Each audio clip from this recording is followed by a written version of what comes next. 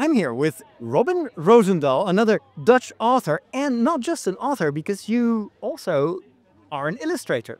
Yes, I am. So how did you get started with this? Well, actually, I always have been drawing and illustrating and writing. So it's not like I got started. I just always did it. And when I was younger, it was not so good, of course, but I had a lot of fun with it. And when I was a kid, I already wanted to be a writer and a drawer and a comic book writer. So yeah, I guess it was always my plan. Do you remember what you wrote when you were still young, and what were your first efforts? There were already fantasy stories. Yeah, I just found another story that I wrote when I was like 7. It was called Ansje and the Elfen, which is like translated to Ans, which is a name, and the elves. And she was a little girl that fell into a hole, and there was another world with elves. So, you know. Sounds like a winning format. Definitely, yeah, definitely. Yeah. But in the meantime, you've grown into an accomplished author, because just look at the size of these books. I mean, Pretty big. this is huge. What kind of world do your stories take place in? Describe me. What is the world? What is the setting? And, of course, what is the problem that needs to be fixed? Of course, this is a world with cities that are alive. And these cities that are alive, they have thoughts, they have emotions and mental health issues, because that can happen when you're alive. So, And should I think like howling castles, moving cities, or are the houses themselves, have they a soul, or? sort of like that. I have to say, you say Howl's Moving Castle, that's one of my inspiration. Or actually, Studio Ghibli, I call one of my inspirations because it's just so amazing. So yeah, the cities are really, their whole body is the buildings, the houses, the streets, the cellars underneath the streets. So yeah, that's just one whole big organism. Yeah, and you can communicate with them, but they don't have a language. So they don't talk, but you can communicate by feeling, by seeing things. So when you like touch a wall, you can feel the things that the city is feeling. You can feel the memories that the cities have. But you have to make contact in a good way, because they can also be angry with you, of course, if you don't respect them, for example. That sounds like a very challenging premise, because how do you make people relate to a story about living stones, basically, or living houses, living buildings? Good question. My way of doing that is having also like human characters, of course.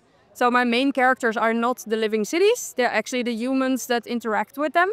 And some of them are new to the whole concept, just like the reader is. So they're like, what the hell is happening? And some of them know a little bit more, and they have theory about how to interact with them. So it comes a little bit more natural for them. So through them, you can understand as a reader what's happening. And what gets the story going? What launches the main characters into their journey? Well, I have several main characters. In book 1, there's 5 main characters. A few of them start here on Earth, actually in Amsterdam, my city where I'm from. So there are 3 people from Amsterdam that discover that there's another world, that they have something to do with it. And they even have something to do with the state that the living cities are in at the moment, because they're all in a bad state. And these 3 people have something to do with that. And that's something we're going to discover all throughout the series. And on the other world, there are also some main characters, and they get started because they find each other and they never knew each other in this life. But once they see each other, they know, I know you. And I didn't know you, but now that I see you, I know that I knew you. How is it possible that you are not in my life? This is weird. I know that we are the best of friends or even family. So they have to discover what happened. Why did they not know each other while they knew each other? What happened? And at the same time, they get caught because the people from the government find them and say, you are the resistance and you cannot do that. So they catch them and they think, we're not the resistance. What are you talking about?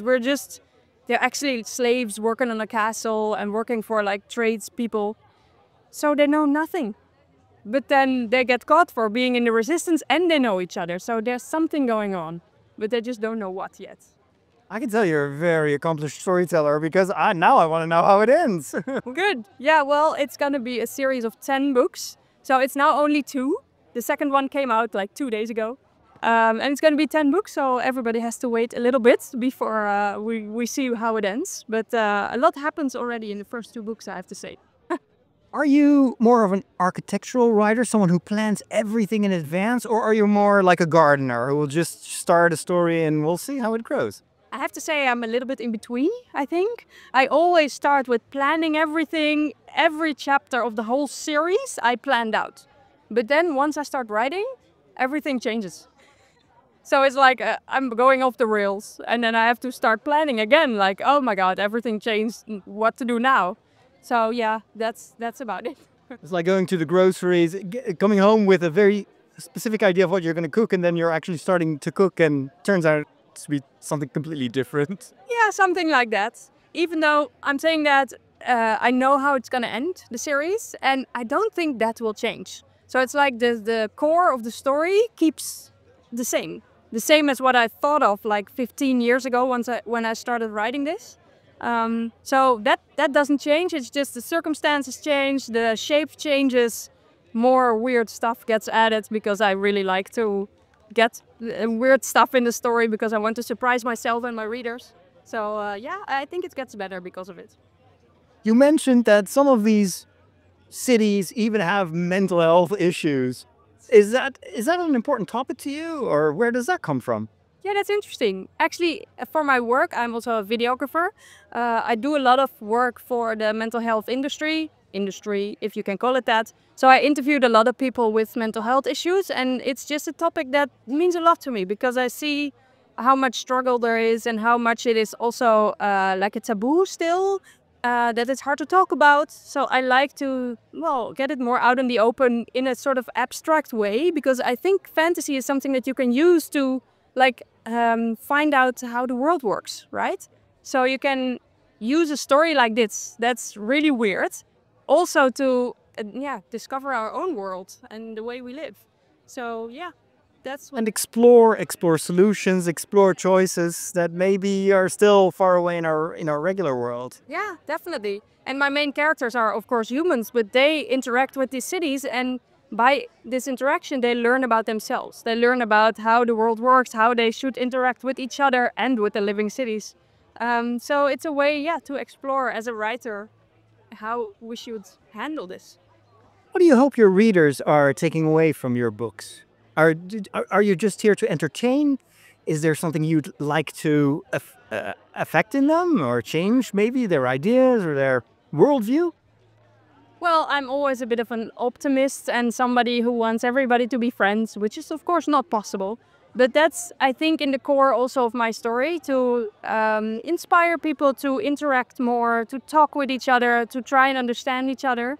Because that's what it's about, to interact with the living cities and with each other, to make sure that the world gets a little bit better. So yeah, I'm kind of hoping that people feel that in this story, while at the same time I really want to entertain, because of course that's what we all love about stories. We don't want somebody to tell us how the world works. Who cares about that? So that's just like between the lines, hopefully. And then it's entertaining with weird monsters and living cities that walk away when you're trying to talk to them, you know. Just like regular people. Now you have to tell me your secret, because there are lots of aspiring writers, but we also know that writing in itself is hard work. And then you have writers, and then you have people who write this kind of stuff. Yeah. What is your secret? How do you write? What is your process? I just write.